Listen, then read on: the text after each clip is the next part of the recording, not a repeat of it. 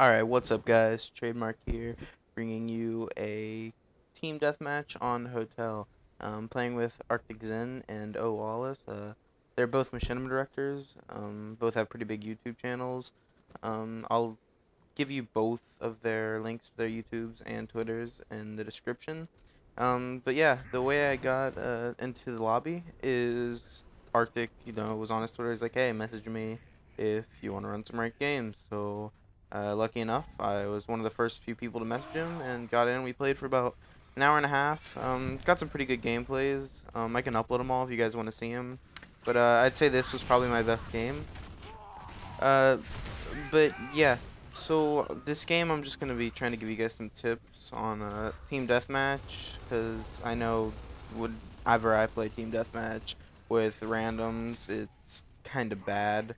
I always seem to lose unless I have a full team of 5, so I'm gonna try and help you guys out the best I can. But just on the get-go, playing with a team of 5 is going to be the best thing you can do. But I'll get into that later. But I want to start off with staying alive. Basically, just try your best to stay alive as much as possible. Don't ever die to get a kill. At least in my opinion, it's not worth it. Like, I'd rather have you alive, helping shoot another person, team shotting, than you getting one kill and dying in the process. Because every life in team deathmatch is important. Every life you lose, that's a life that everybody loses until the last 5. And if you have somebody on your team that's doing really, really good, and let's say you're average at the game and you die, you're basically taking away from their life pool. And if they die, then, they're not going to be able to help out as much. And it seems whenever I don't play with a team of 5, there's always just that average player who, isn't doing good but isn't doing bad. And there always seems to be a couple people that seem to be doing better than most. So yeah, staying alive is important, guys. If you're new to Gears of War, staying alive is crazy helpful. This isn't even in just team deathmatches, every playlist. The King of the Hill, if you're alive, you're an extra person to defend the hill, or push up on the hill, or even get a power weapon. But that's all I have to say about staying alive. Just it's super important in team deathmatch to stay alive. The next thing I want to talk about are power weapons. Power weapons are extremely, extremely, extremely important in Gears of War. Whether it be boom shot, sniper, digger, torque, grenades, just any, even bolt hawk. They're all very good weapons, and they all will help your team succeed.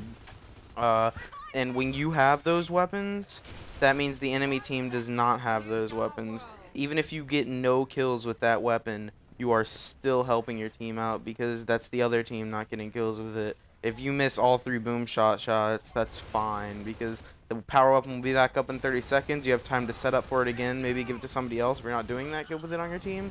And you can, that's them not having that power weapon, and that's them not having 3 potential kills. But yeah, that's about all I have to say with power weapons. Now, if you don't have a headset, I'd try and get one, guys. You can get Turtle Beaches for like 30-40 bucks on eBay, and they're so helpful. Any kind of headset on Gears of War. Like, if you hear, I heard that guy coming, especially on this map with the hardwood floors, you can hear him coming from everywhere. And also, if you have a pretty decent headset, you can tell actually what team is running.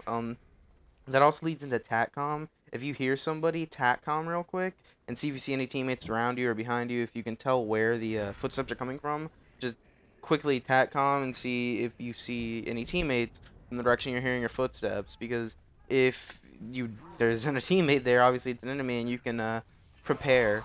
Also, it's also really helpful for the sawed-off. When an enemy pulls out the sawed-off, it actually makes like a noise of them pulling it out. Like, you can hear the weapon being pulled out, and it's very distinctive, so you will know that a sawed-off is getting pulled out.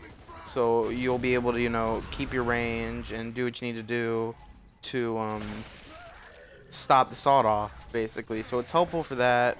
And TACCOM is also very, very helpful for knowing if it's a grenade planted by your team or by the enemy team. If you guys didn't know that, if you TACCOM, this is awful, but if you TACCOM and a grenade on the wall that's tagged is white, then that means it is your team's. If there's no white, then it's an enemy team's, and you're gonna want to back off and, you know, shoot it or let your teammates know it's there or whatever. I get owned right there. But yeah, another thing is playing with a team of 5 is going to be the best idea you can make playing anything on Gears of War. Having great teamwork on this game is what you will win if you have a team of 5 and you have good teamwork. I'm gonna give you some tips also how to play with a team of 5. The first thing you want to do is you want to always be talking, always be telling your teammates where the other team is, and you always want to spot them when you call them out so they have a pinpoint location. So therefore, if, you know, there's somebody with a sawed-off rushing your teammate and you call him out and tag him, there's no reason he should have died unless, well, he got unlucky or something. But I mean, it really helps. It really helps your team out if you're calling out and you're spotting. You should also do that too if you're playing with randoms. Try and help them out, but I know sometimes people don't like to do that. And also, you should split your team up on power weapons. Basically, what we are doing is me and arCtiC were going sniper, and he grabbed torque reverse round. I grabbed sniper second. And I forgot the rest, but we had 1 going nades and we had 2 going digger slash boom. So just to control those power weapons, the person that got nades would shoot down and help them get boom. So when they got boom shot, or so we always had power weapons. But yeah, also try not to whore power weapons. Just, it's not cool. I know you want to get the power weapon kills and, you know, want to help your team out, but share them, really help them out. But yeah, that's about all I have to say. If you like this video, please like, favorite, and subscribe. It really helps me out. So yeah, thanks for watching. Bye.